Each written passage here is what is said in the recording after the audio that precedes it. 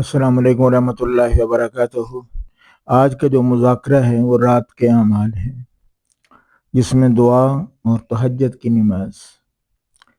दुआ के बारे में इतना अर्ज़ करूं कि दुआ इबादत का मग़ज़ है, यानी कि तमाम इबादतों में से सबसे अफजल तरीन इबादत जो है वो दुआ है। अल्लाह से मिलना है, अल्लाह से मांगना है। जो आदमी अल्लाह से मांगता है अल्लाह उससे खुश होता है, और जो अल्लाह से नहीं मांगता अल्लाह उससे खफा होता है, नाराज होता है। दुआ की बहुत बड़ी अहमियत है। तो इस मुज़ाकरे को गौर से सुनना है आपने कि दुआ कब कबूल होती है, किस तरह होती है, और तहज्जुद की नमाज के क्या फ़ायदे हैं। रात सुन्नत तरीके के मुताबिक सोएंगे तो उसके क्या फ़ायदे होंगे, और किस सोच के साथ सोना है।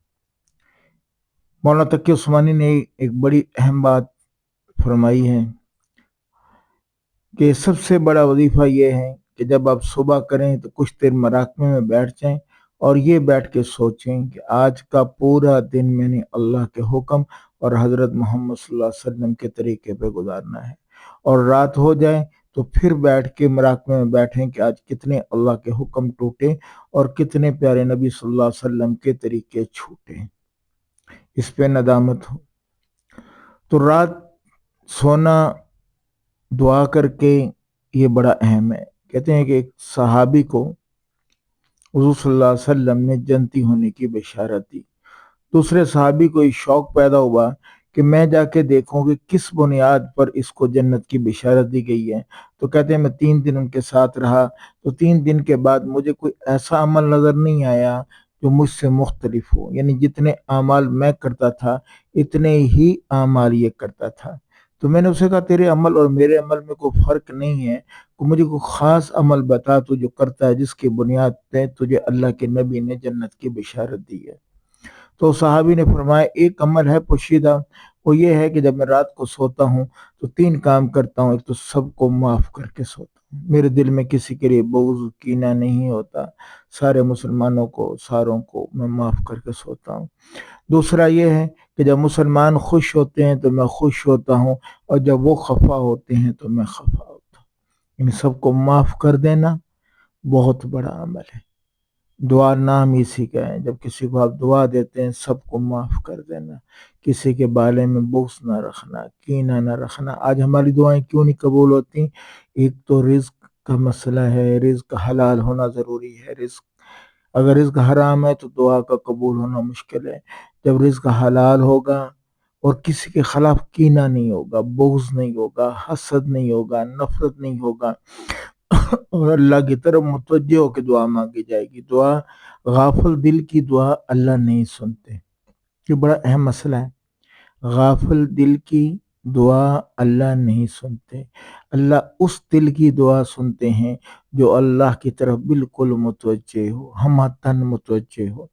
उसके लिए हमारे हज़रात ये फरमाते हैं कि कुछ देर के लिए आदमी अल्लाह का ज़िक्र कर ले, अपना धीमा ध्यान जमाए और इस यकीन के साथ दुआ मांगे कि मेरा अल्लाह ही इस दुआ को कबूल करने वाला है और कोई नहीं।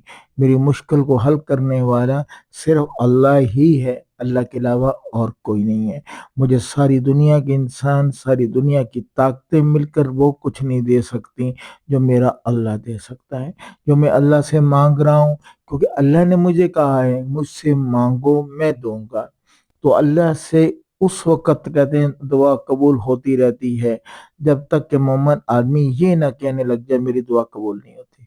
तो यकीन के साथ मांगे कि मेरा अल्लाह मुझे देगा।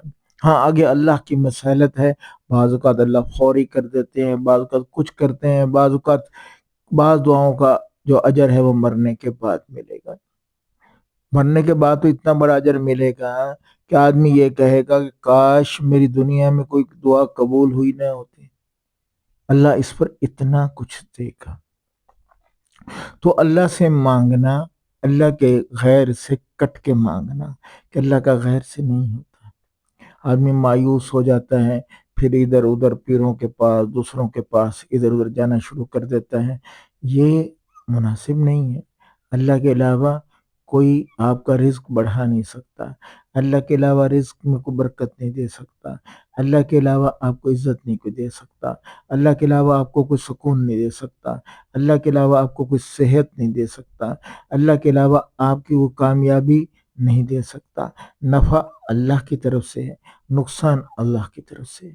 اس یقین کے ساتھ اللہ کی طرف دعا مانگنا، پہلے 2 نفل پڑھنا، 2 نفل پڑھ کے بہترین وقت تہجد کا ہے۔